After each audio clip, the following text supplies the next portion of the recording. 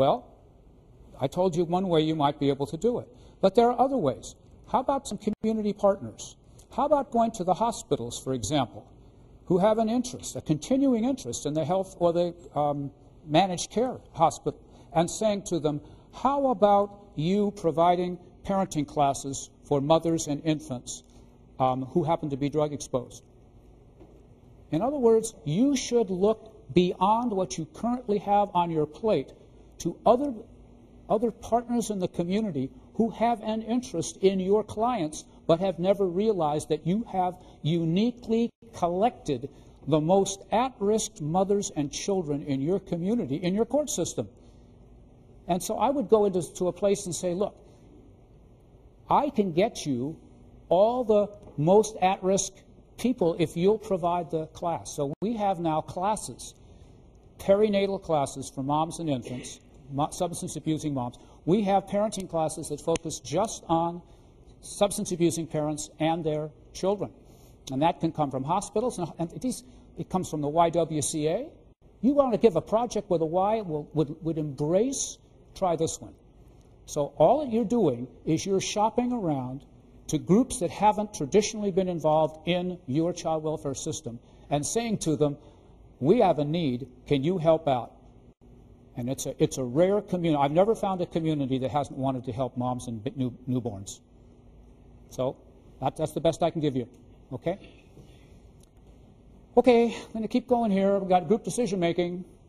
Let me ask you that. Are you committed to keeping families, children with their biological families? Raise your hand. Okay. Washington's one of 24 states with a relative preference statute. You know what that means? It means that you're supposed to prefer relatives over non-relatives when making placements. Okay?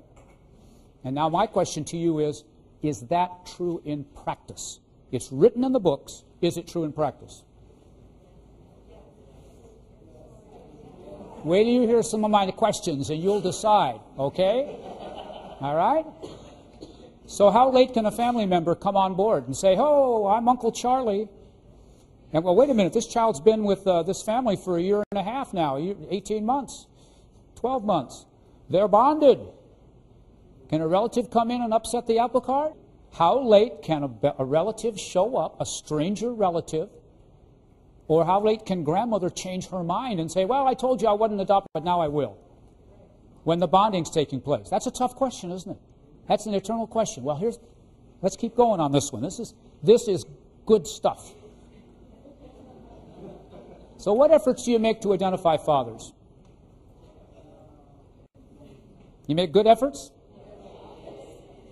You know, I find that the court has a very important role to play in this. Sometimes moms won't give up names and identifiers to the social worker. But I've never had a mother who hasn't given them up to me. And I don't use brass knuckles. I just say, Mrs. Jones, you're in a court of law, and this is a very important decision, a very important fact that I have to have who is the father of this child. John, I don't know his last name. Where did he work? Where did you meet him? Did you ever meet his mother? Did you ever meet his brother? And that goes on. And the social worker, who hasn't been able to get a word out of mom, is scribbling down notes. And then after my examination, I say, Madam Social Worker, do the best you can to find this father.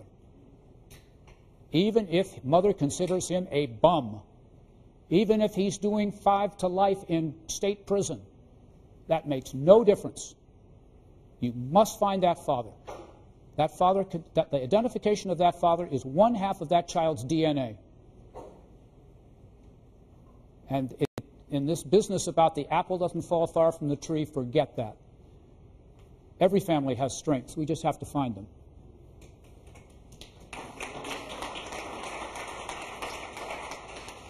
And so what we do with this, what efforts are made to locate and engage extended family members, this is a big issue. And it is a national issue. It's judged in the In the CFSR process I told you about, they care about this issue. They care about what questions we're asking. So, next question. How early in the child protective process is there a meeting involving all parties necessary to discuss the case fully? When does that happen? Anybody? Often prior to filing dependency. Often prior to filing the petition. Okay? Anybody else?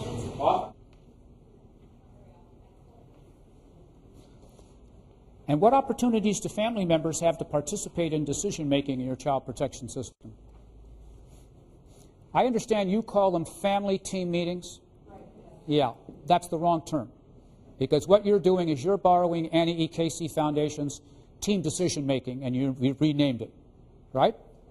Am I right? Because there's another family team meeting that's a different model. And I just want you to know that your name is going to confuse everybody outside of Washington. Okay? You may not care, but I just want to let you know that. Let me tell you what family team meetings are in Indiana, in Alabama, in Washington, D.C. I think I've described this later, but I'll do it now. Family team meetings. The social worker, the minute the child is about to be removed, is doing a family finding relative search. So this is in a hot case with your 72 hours to going to court or 48 hours or whatever. And before the court hearing, the family, extended family, as much as they can find, is convened with the social worker and anybody else that the family wants to have there, and they devise a plan for that child, which is taken to the court at the initial hearing. That is the family team meeting. In Indiana, they do it in every case. In Alabama, they do it in every case. In Washington, D.C., they do it in some cases. So it combines family finding and group decision-making. But more importantly, for me, my perspective, it involves extended family, not just family. Because often the parents are in the worst position to do anything. So this is...